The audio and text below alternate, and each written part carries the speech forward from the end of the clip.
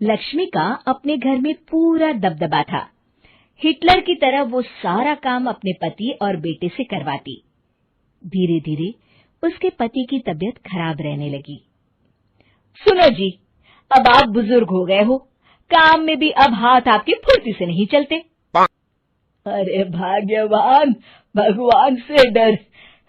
तुझसे मैंने शादी अपने इकलौते बेटे के अच्छे पालन पोषण के लिए की थी, लेकिन तूने तो उसका बेड़ा गर्क कर दिया। मैंने क्या किया? पढ़ाया लिखाया, अब नौकरी नहीं लग रही तो मैं कैसे जिम्मेदार हो गई? अब घर में बैठकर रोटी तोड़ रहा था तो मैंने कहा काम ही कर ले। एक तो भला करो और ऊपर से बातें सुनो। तभी सारंग वहां आ जाता है। बहुत भूख लगी है माँ, कुछ खाने को दे दो। अब तुम्हारे पापा का हाथ तो चल नहीं रहा है। मैं ही जा रही हूँ आज किचन में, बनाती हूँ कुछ। हे भगवान, कैसे होगा इतना काम मुझसे? लक्ष्मी किचन में काम कर रही होती है कि तभी अचानक उसे आइडिया आता है। अरे मैं भी ना, अरे यहाँ तो फ्री की नौकरानी ला सकती हूँ मैं, फिर मैं क्यों खाना बना रही हूँ? उस दिन लक्ष्मी सारंग की पसंद का खाना बनाती है और बैठकर उसे बड़े ही प्यार से खिलाती है। खा ले बेटा, खा ले, पेट भर के खा ले। अरे रुक, मैं तेरे लिए ना गर्मा गर्म रोटियां लाती हूँ। सारंग और उसके पिता एक दूसरे की ओर बड़े ही हैरानी से देखते हैं। बेटा सारंग, जरूर दाल में कुछ काला है, वरना ये औरत तो हमें बासी खाना भी सुकून से ना खाने दे। सुनील की बात लक्ष्मी सुन लेती है और जोर जोर से चिल्लाने लगती है। अरे हाँ, भलाई का तो जमाना ही नहीं रहा। एक तो आग में खुद को जलाकर तुम लोगों के लिए खाना बना रही हूँ और ऊपर से तुम्हें दाल काली लग रही है। अरे माँ, पिताजी का ये मतलब नहीं था, तुम बुरा मत मानो। अरे हाँ बेटा, तू कहता है तो मान लेती हूँ।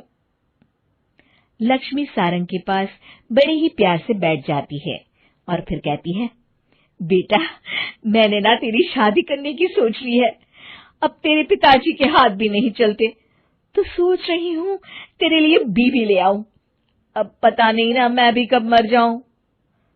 अब ऐसे भाग्य भी कहाँ है हमारे। क्या कहा? अरे हाँ, तुम तो चाहते ही हो कि मैं मर जाऊं, लेकिन मैं अपनी प्यारी बहू का चेहरा देखे बिना नहीं मरूंगी। हाँ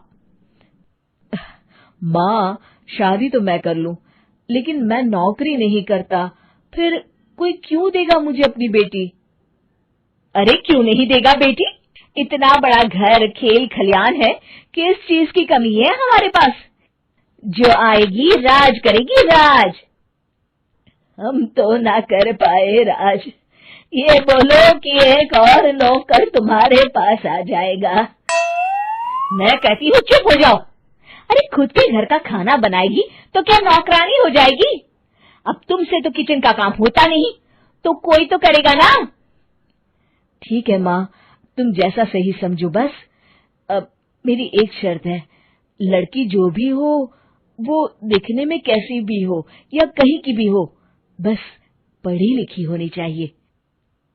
अरे हाँ, ला देंगे पढ़ी लिखी बेटा, मैंने कौन सा काम करवाना है उससे। हाँ।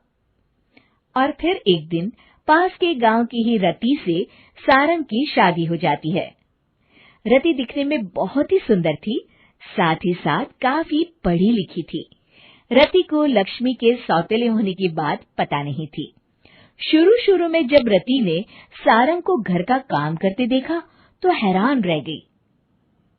अरे ये तो अच्छी बात है कि आप घर का काम करते हैं, लेकिन मैं तो घर में ही हूं ना, आप क्यों कर रहे हैं जी?